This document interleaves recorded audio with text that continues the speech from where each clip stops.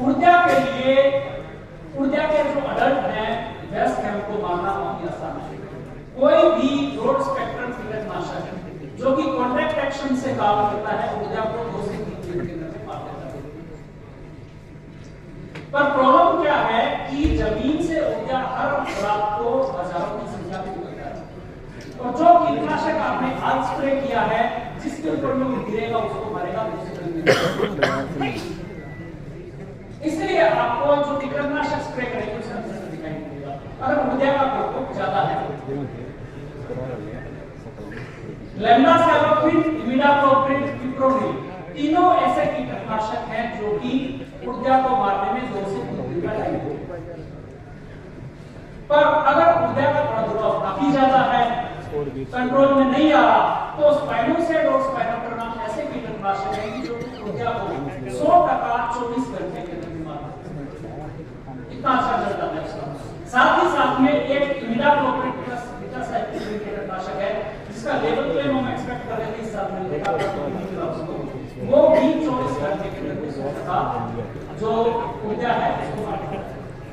पर जब तक उसका लेवल क्लेम आएगा मुझे लगता है इसके अंदर रेजिस्टेंस डेवलप हो जाएगा। ऊर्जा को मारने का जो सही टाइम है शुरू के 7 दिन है, टूट आने के बाद में सबसे क्रिटिकल टाइम है कि आपको ऊर्जा को कंट्रोल करके रखना है। सबसे ज्यादा नुकसान उस टाइम में हो सकता है। अगर आपको हर दूसरे तीसरे दिन भी फवारनी करनी पड़े तो 3-4 फवारनी चलेगी तो ज्यादा बड़ी बात नहीं है, क्योंकि बाकी कीटनाशक आपके जो खर्चा है वो काफी कम होगा। चला आपका थ्रिप्स नहीं आ रहा, आपका मीलीबग नहीं आ रहा, तुरतुड़े का इस साल में अटैक हो सकता है, उसके बारे में बात करेंगे हम। बाकी कीटनाशक में थोड़ी कम आ रहा है, तो अगर ऊर्जा एक ज्यादा है जिसको आसानी से कंट्रोल कर सकते हैं, 4-5 स्प्रे चला भी लिया तो ज्यादा बड़ी बात नहीं है। शुरू के 7 दिन जो है टूट आने के बाद में वो ज्यादा क्रिटिकल है, रात के टाइम में आप फवारनी करेंगे आपको ज्यादा अच्छा रिजल्ट आपको दिखाई देगा।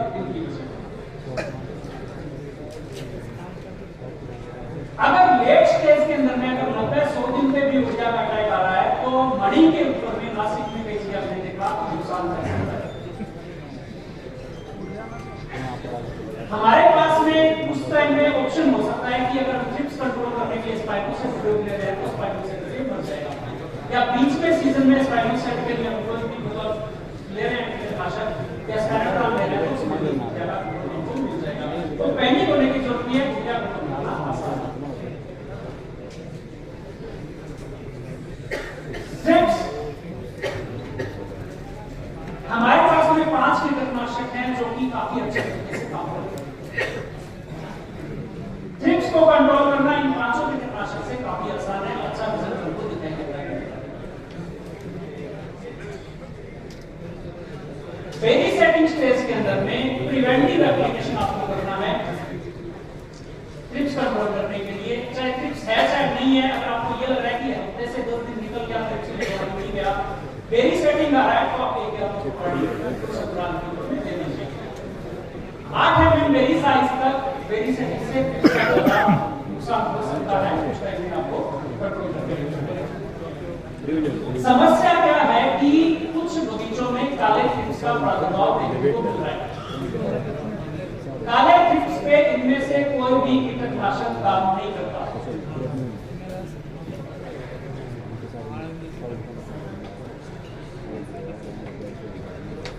आज से 3 साल पहले शामली में हमने सबसे पहले देखा कि फूल आने की अवस्था में काले थ्रिप्स का प्रादुर्भाव था, पर उस साल मणि के ऊपर में हमको कोई बात नहीं मिली। पर पिछले 2 साल से हम देख रहे हैं कि मणि के ऊपर में ही कई जगह थोड़े दाग दिखाई दे रहे हैं। ज्यादा नुकसान अभी भी दिखाई नहीं दे रहा हमको। इसको कंट्रोल करने के लिए नया कीटनाशक है जिसका लेवल पे इस साल को मिला है, प्रोक्लेनिल, जो एक्सपोनस के नाम से मार्केट के अंदर में है। थ्रिप्स पे सभी प्रजातियों पे हमारे जो पूर्व में आता है उस पर अच्छे तरीके से काम करता है। ब्लैक थ्रिप्स पे थोड़ा बहुत काम आपको दिखाई दे जाएगा, उस पे रिजल्ट मिलता हुआ। पर जो एक्सपोर्ट वाले हैं वो इसका प्रयोग ना करें तो बेहतर रहेगा, क्योंकि यूरोपियन यूनियन में इसका एमआरएल अभी तक फिक्स नहीं हुआ है। इसलिए डिफॉल्ट है हमारे 0.08 ppm है इसका। अगर बहुत ज्यादा जरूरत है, काला थ्रिप्स बगीचे में आया है जो कि कंट्रोल ही नहीं हो रहा, उसी केस में एक्सपोर्ट वाले इसका प्रोफिलेटिव का प्रयोग करेंगे, अदरवाइज नहीं करेंगे। वो भी फसल को बचाने के लिए। फूल आने की अवस्था के बाद में पहली से टिप से लेके उसके बाद में इसका प्रयोग बगीचों में एक्सपोर्ट वाले को नहीं करना। थ्रिप्स पे एक्सीलेंट रिजल्ट आता है, जो कि क्लियर का थ्रिप्स होता है उसके ऊपर में वाले थ्रिप्स पे ठीक-ठाक रिजल्ट इसका मिल रहा है, सैटिस्फैक्टरी रिजल्ट है। अब प्रॉब्लम क्या है इसका कि नेक्स्टर फाइल के अंदर में 90 दिन के पीएचआई के साथ में इसको डाला गया है। एनआरसी ग्रेड्स में जो प्रयोग हुआ था वो काफी लेट हुआ था, फरवरी महीने के अंदर में एक्सपेरिमेंट हुआ था और जो हार्वेस्टिंग हुआ था वो मई महीने के अंदर हुआ था कासेगांव के अंदर में। जब ये प्रयोग हुआ था टेम्परेचर काफी ज्यादा था, उस टेम्परेचर के अंदर में हो सकता है कि रेजिड्यू काफी जल्दी डिग्रेड हो गया हो, इसलिए जो कि उस टाइम में 61 डेज पे इंसेक्ट पे कोई रेजिड्यू नहीं मिला। पर इस साल इसके ऊपर में काम करना जरूरी है, इसके ऊपर में प्रयोग करना जरूरी है सही स्पेस के अंदर में और प्रॉपर जाने को बसा करके इसीलिए जो एक्सपोर्ट वाले हैं वो इसका प्रयोग ना करें, इसका अवॉइड करें। इस साल को बेटर रहेगा, जब बेटर रिजल्ट आएंगे इसके लिए तभी इसके ऊपर में आप सोच सकते हैं।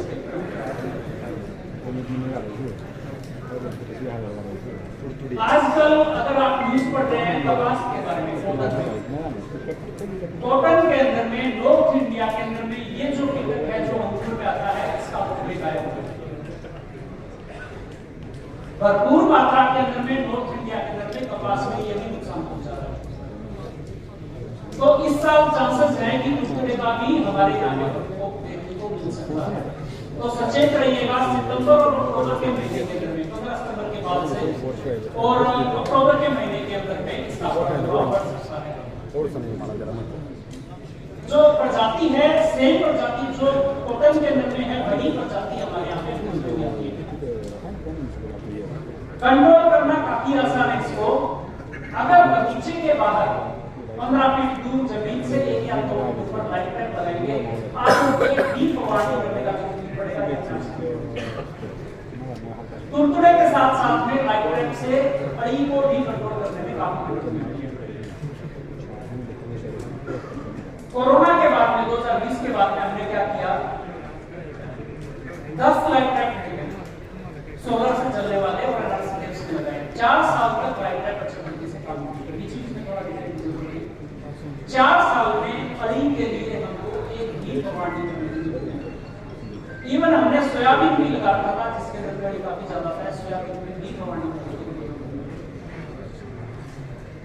लाइट ट्रैप इतने अच्छे तरीके से काम करता है, आपको पूरे साल लाइट ट्रैप लगा के नहीं रखना।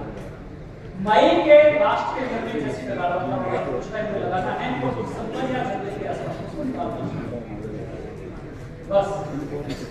अड़ी के लिए, तुरतुरे के लिए और जो लाल रंग का जो प्रजाति आता है तीनों को करने में काफी अड़ी और तुरतुरे को एक्सीलेंट तरीके से खोड़कीट का ब्रेक होता है, थोड़ी बहुत मात्रा के लिए इसमें आता है, ज्यादा नहीं है, कोई एडिशनल खर्चा नहीं है, काफी सस्ता आता है। 1.5-2 हज़ार रुपए का एक ट्रैप आता है जो सोलर से चलता है। तो आपका बस पानी डालना है, बगीचे के अंदर कभी नहीं लगाना, बगीचे के बाहर लगाना है। बाकी फसलों में लाइट ट्रैप कैनोपी के ऊपर लगता है, अंगूर के अंदर में लाइट ट्रैप जमीन के पास में लगेगा। लाल पड़ी का प्रादुर्भाव पिछले कई सालों से नहीं देखने को मिला। इसका फोटो खींच सकते हैं, हमारे पास आ गया प्रेशर पाइप मिल जाएगा। सर एक चीज का ध्यान रखिएगा कि लाल पड़ी के लिए जितना जल्दी कमांडिंग करेंगे उतना कम कमांडिंग आपको करना पड़ेगा।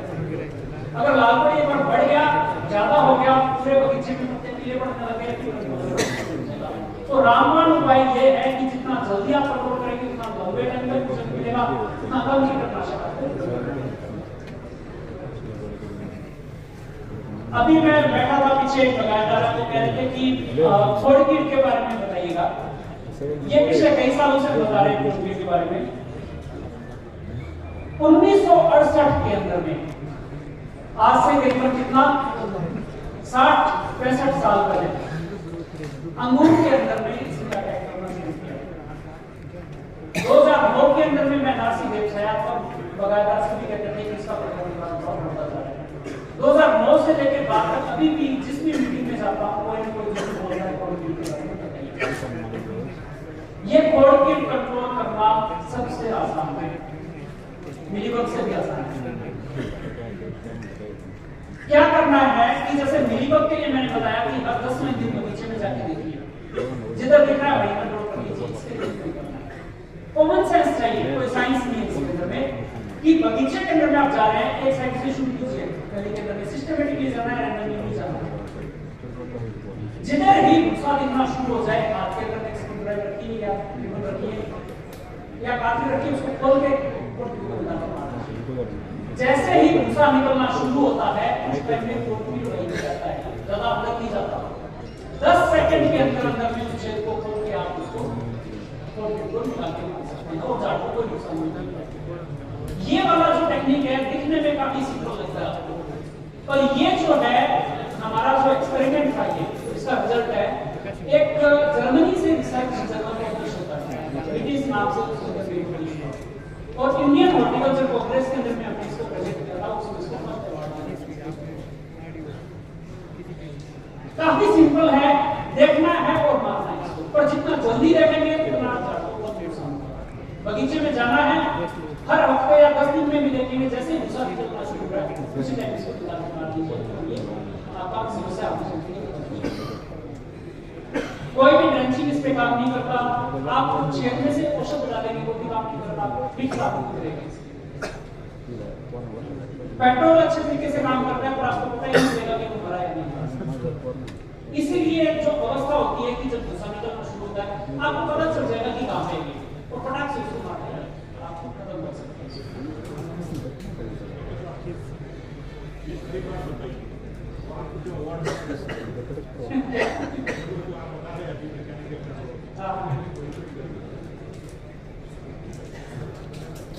मैं ये बता रहा था कि ये जो अप्रोच है काफी सिंपल है,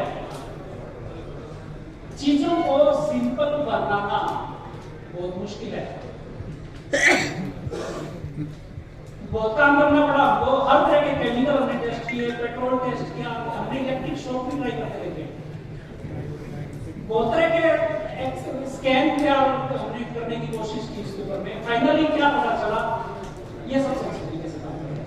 मुझे 15 साल लगे इसको पता लगाने में, आप इतना टाइम मत लगाइएगा क्योंकि ऐसे ही कंट्रोल हो गए। आप चाहे कोई भी ड्रेंचिंग दे दो, कोई भी औषध डाल दो, औषध के भी मेरे पास नहीं इलाज है, पर औषध क्यों काम में नहीं कर सकते उसका भी मेरे पास है। कई औषध भी पता है मुझे जिससे नहीं मरता है, पर वो नहीं कर सकते उसके पीछे भी कारण है ना। ये बेस्ट अप्रोच है। बगीचे में आप जाएंगे, देखेंगे और फटाक से आप क्या है कि जैसे ही भूसा निकलना शुरू होगा उससे पहले भी आप पहचान सकते हैं, और वो मैंने डिस्कस नहीं किया। क्या होता है कि जैसे आप बगीचे में गार्डनिंग करेंगे झाड़ के ऊपर, तो गार्डनिंग के बाद में क्या होता है कि पानी झाड़ों के ऊपर पानी निकलता है। ये जो खोड़ कीड़ा है अंडे से निकलने के बाद में वहीं पे आता है जहां पे गार्डनिंग करते हैं। अंडे से जस्ट निकलने के बाद जब वो वहां पे खा रहा होता है तो क्या होता है कि झाड़ पानी निकलता है, पर वो पानी इतना कम होता है कि वो पानी 7:30-8 बजे के बाद में गायब हो जाता है, आपको दिखाई नहीं देगा। अगर सुबह सुबह जाके देखेंगे अपने रोड पर आपको दिखाई देगा। उस टाइम में आपको हल्का सा तार, तो थोड़ा सा तार ऊपर हमारे पास में तो वो लेके जाना है, आपको दूर से दिख जाएगा कि वहां पे जा रहा है। अगर बारिश नहीं हुई तो वहां पे गीला है, इतना सा बचा हुआ गीला दिखाई देगा झाड़ के ऊपर में, तो वहां से तार से कुछ सेकंड के अंदर ये भी हमने पेपर में डाला था। वो अगर स्टेज मिस कर गया तो उसके बाद में वो क्या करेगा कि खाना शुरू करेगा, अंदर जाना शुरू करेगा। तो क्या करेगा कि ये गीले झाड़ के ऊपर खाता है, सूखे पेड़ और मरे हुए पेड़ नहीं खाते। तो क्या होता है कि अगर जो विष्ठा है उसको अंदर रखेगा तो क्या होगा कि अंदर गंदगी हो जाएगी, तो वो अंदर सर्वाइव नहीं कर पाएगा। तो क्या होता है कि बाहर निकाल देता है, तो इसलिए भूसा बाहर निकलता है। अब भूसा बाहर निकलेगा तो क्या होगा कि आपको पता चल जाएगा कि भूसा निकल गया। जैसे आपको पता चलेगा उसने भी खाना शुरू किया, अंदर जाना शुरू किया गैलरी बना के, उसी टाइम पे आपके आपको बात करेंगे, उसको काम नहीं करेगा उसके काटरी लेके या फिर स्क्रू ड्राइवर लेके उसको खोल दीजिए, आपको सामने बैठा हो जाएगा। 10 सेकंड का टाइम लगता है बस मारने में, और झाड़ को कोई नुकसान नहीं होता। तो हमने ये भी डाटा पब्लिश किया था कि अगर उसकी टाइप निकाल देंगे तो जो उपज होती है और जो क्वालिटी होती है उसमें कोई फर्क नहीं पड़ता। अगर आप उसको कंट्रोल नहीं करेंगे तो एक तो उपज कम होगी, साथ ही साथ में वाटर वेस्ट ज्यादा होगा। तो हर तरीके से ये जो अप्रोच है बेस्ट अप्रोच है। अगर सुबह सुबह जाके आप देख सकते हैं कहाँ पे गीला है, वो बेस्ट अप्रोच है। आपको एकदम अंदर भी जाना शुरू नहीं करेगा, भूसा भी नहीं निकालेगा। पर अगर वो स्टेज मिस हो गई तो भूसा निकाल रहा है, उस टाइम में जाके इनिशियल स्टेज में मार दीजिए। वो स्टेज भी आपकी मिस हो गई और आपका महीना आ गया फरवरी मार्च अप्रैल का महीना, उस टाइम में क्या कीजिए, उस टाइम में दी बेस्ट अप्रोच ये है कि आप उसको निकाल के पूरा झाड़ को छील के उसको निकाल के मारिए। जब तक खोड़कीड़ आपकी आंखों के सामने टपकते हुए मरेगा नहीं, तब तक आप जोर नहीं हो सकते कि वो मरेगा।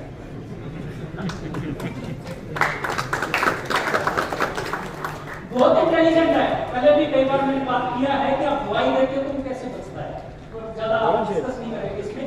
काफी इसके अंदर में अपने आप को बचाने की क्षमता होती है। तो इसलिए मैं कहता हूँ कि जब तक मरेगा नहीं तब तक कंट्रोल, आपकी आंखों के सामने नहीं करेगा तो ये जो सारी चीजें हैं ये हमने पब्लिश किया था। और ये जो अप्रोच है कि सुबह सुबह गीला दिखाई देता है, एक हमारे मित्र बगायदार है, उन्होंने इसको डिस्कवर किया था। तो उसका नाम, उनका भी नाम मिस्टर साहब वस्ते जी हैं, खास करके उनके साथ में इंटरेक्शन किया था। तो अगर आपके पास भी कोई अप्रोच है जिसपे आप साइंटिफिक डेटा जनरेट करना चाहते हैं तो आप हमारे साथ शेयर कर सकते हैं, और हम फार्मर पार्टिसिपेट भी अप्रोच के साथ ट्राई करके तो आप भी ये सेवा है। फिर एक और प्रजाति है जो सांगली में 2016 में अभी इस महीने इसका कल ही सांगली से एक बगायदार है, वीडियो फोटो आया था। ये लाल रंग का नीचे दिख रहा है, वो काफी इनिशियल स्टेज है। ये सांगली में भी है, नासिक में भी है, सतारा में भी है, सोलापुर में भी है, सारी जगह है।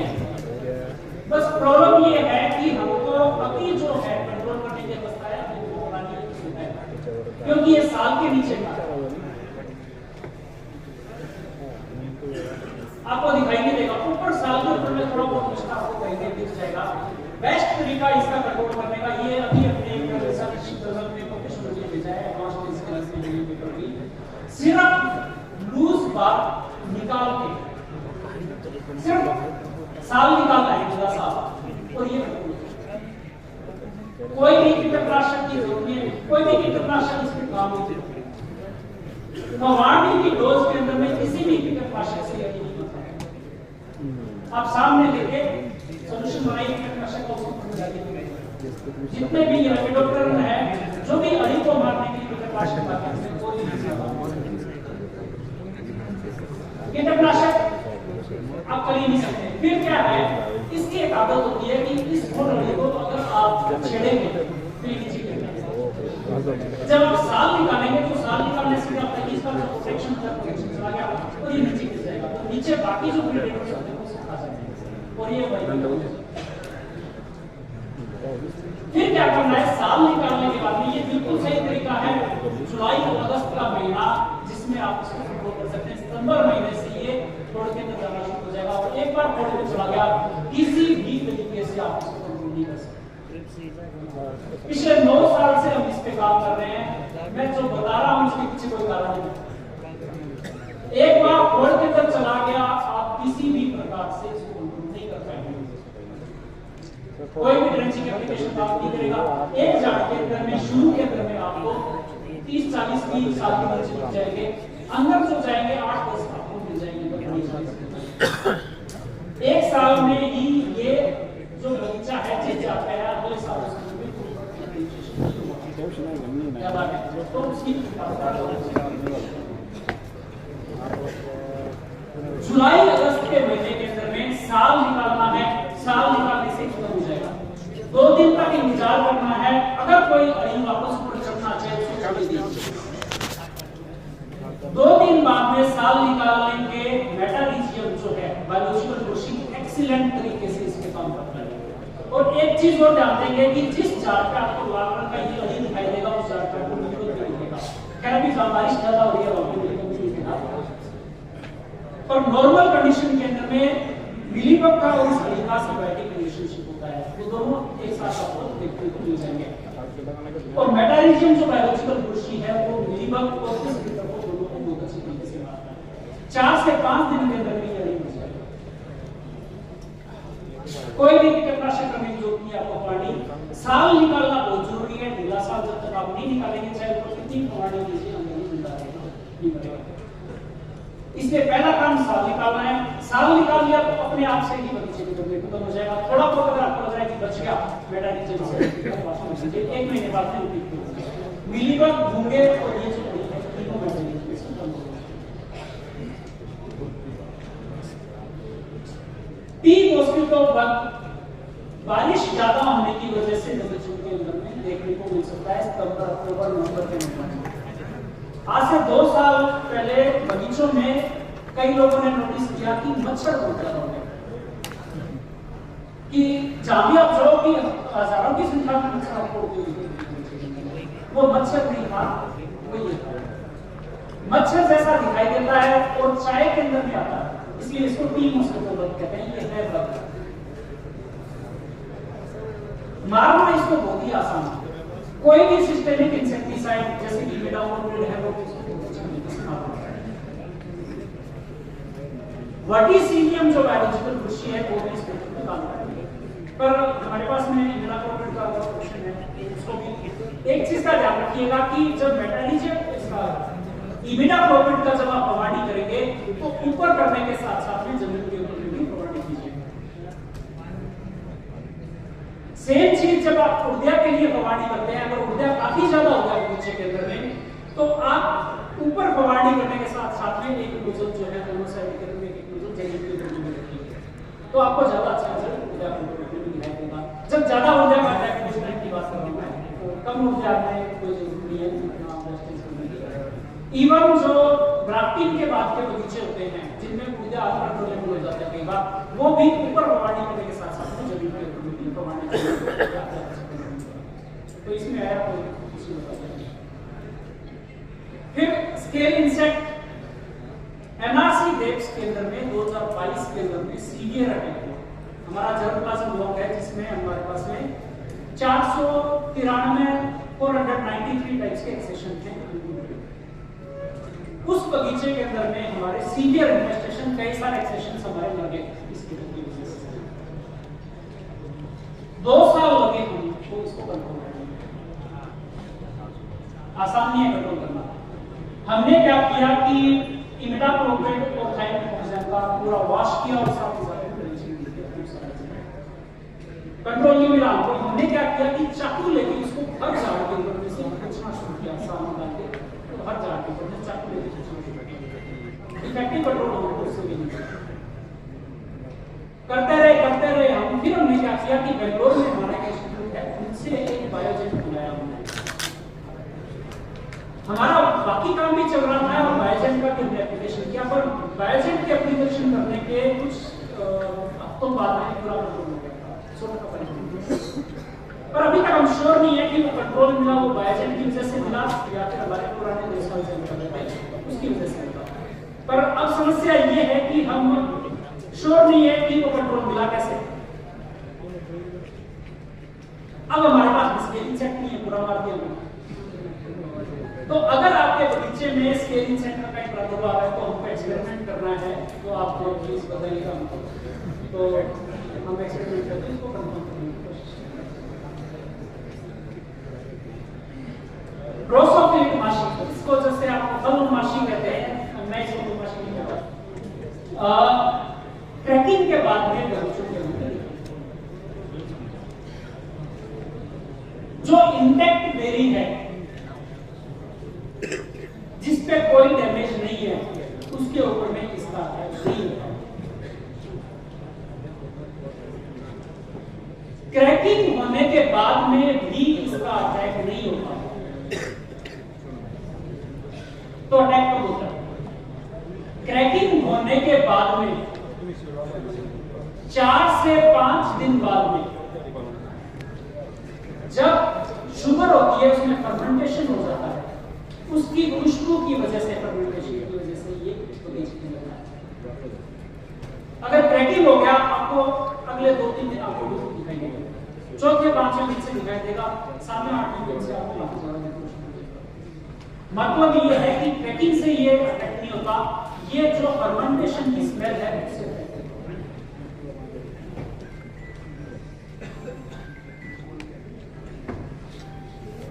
अभी हम क्या कर सकते हैं कि फर्मेंटेशन होने को रोक सकते हैं। एजॉक्सिस्ट्रोबिन जो है वो अगर हम 24 घंटे के अंदर में पानी करने के बाद में तो फर्मेंटेशन रुक जाएगा। पर एजॉक्सिस्ट्रोबिन का पीएचआई 7 मिनट है, 3 से 4 दिन के बाद में एजॉक्सिस्ट्रोबिन पूरा काम नहीं करेगा। अगर वातावरण में आर्द्रता ज्यादा है तो क्रैकिंग वाला पोर्शन नहीं होगा, सूखेगा नहीं। 5वें दिन फिर से क्रैकिंग होने के 24 घंटे के अंदर और फिर 5वें दिन में अगर एजॉक्सिस्ट्रोबिन का फिर से एप्लीकेशन करते हैं तो फर्मेंटेशन को फिर से रोक सकते हैं। पर कितने फवारनी करेंगे? अल्टीमेटली करना क्या पड़ेगा? अल्टीमेटली जिसकी घर के अंदर में, बेरी के अंदर में क्रैकिंग है, उस बेरी को, उस मणि को निकाल के बगीचे से बाहर निकालना। अब गलती क्या होती है कि मणि से, घर से क्रैक वाली मणि को तो निकाल दिया, पर नीचे डाल दिया, उससे बगीचे के बाहर नहीं जाएगा, जो फर्माशी बगीचे में मिलता है। कहीं भी एक टाइनी सा छोटा सा भी क्रैक इसको मिल गया तो वहां पे देगा, वहां पे। इसीलिए क्या करना है कि मणि को निकालना है क्रैक वाले को, बगीचे से दूर करना। अब समस्या एक और है। समस्या ये है कि जैसे ही क्रैकिंग होता है, फर्माशी आना शुरू होती है, जो फर्माशी है, आपको मार्केट के अंदर में फर्माशी के ट्रैप बेचने वाले जो कि टेट्रिटिडी फ्लाई की जो होती है, ये ड्रोसोफिला है, ड्रोसोफिला मेलानोजेस्टर और जेटिनोसिलियस को पेट के अंदर आते हैं। पर जो मार्केट के अंदर में ट्रैप आते हैं वो मिथाइल यूजिनोल के आते हैं। मिथाइल यूजिनोल एक केमिकल होता है जो कि टेट्रिटिडी फैमिली की जो फर्माशी होती है, उसके जो मेल होते हैं, नर होते हैं, उसके अटैक को अटैक करता है।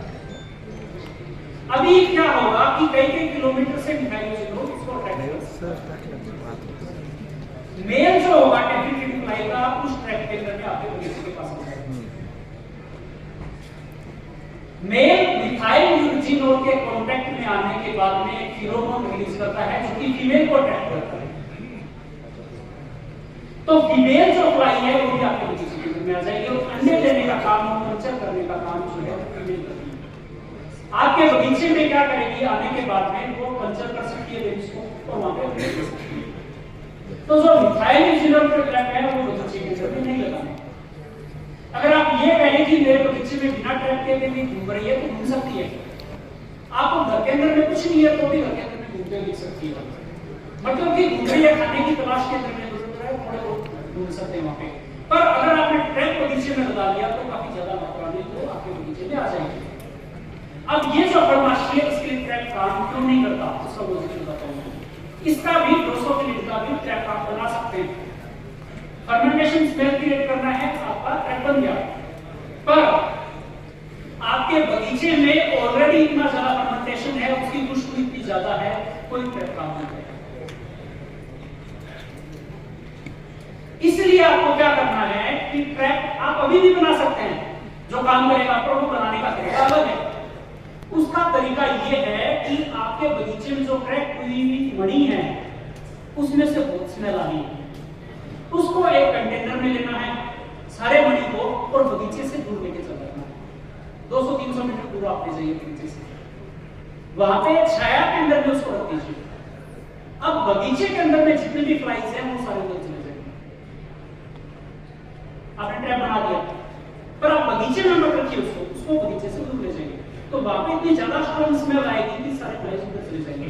अब दिन में 3-4 बार आप क्या कीजिए, इस कंडीशन लीजिए 0.25 मिलीलीटर पानी के हिसाब से, हल्का सा बॉडी इतना सा बस 1-2 सेकंड का देना है उसको प्लेन फ्लाइज के ऊपर में, या कोई भी कॉन्टैक्ट कीटनाशक आपको नहीं मिलता है वो आप कर लीजिए, पर ज्यादा स्मेल नहीं होना चाहिए उसमें, और बहुत ज्यादा कीटनाशक का स्मेल नहीं करना चाहिए, तो उसकी स्मेल की वजह से फिर वो अनाम हो जाएगा।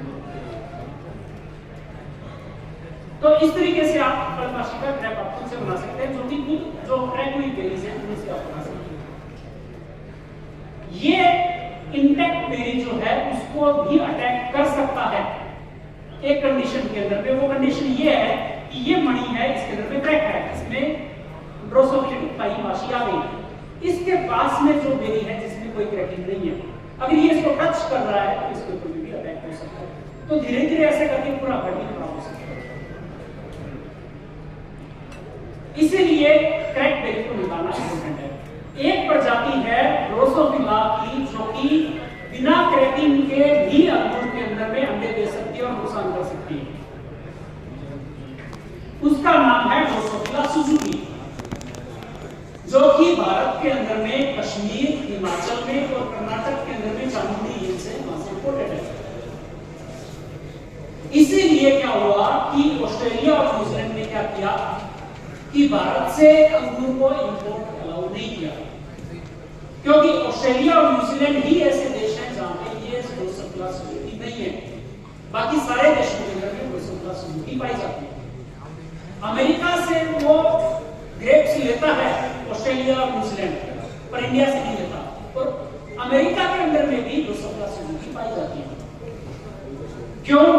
क्योंकि अमेरिका ने एक फ्यूमिगेशन ट्रीटमेंट प्रोटोकॉल बनाया है जो इसको मार देता है। सेम प्रोटोकॉल एमआरसी ग्रेप्स ने स्टैंडर्डाइज किया है। हमारा एक और स्कूल में लुधियाना के अंदर सीधे उनके साथ ऑस्ट्रेलिया और न्यूजीलैंड की टीम को डाटा और फैसिलिटी शेयर किया गया। उसके बाद में ऑस्ट्रेलिया और न्यूजीलैंड ने इंडिया से जो ग्रेप का रिपोर्ट है उसको अलाउ किया। तो देखते हैं कि टाइमिंग वगैरह देखना होगा, पर गवर्नमेंट्स ने इसका जो इंपोर्ट है इंडिया से ग्रेप्स का वो अलाउ कर दिया, तो नए मार्केट ओपन हो सकते हैं।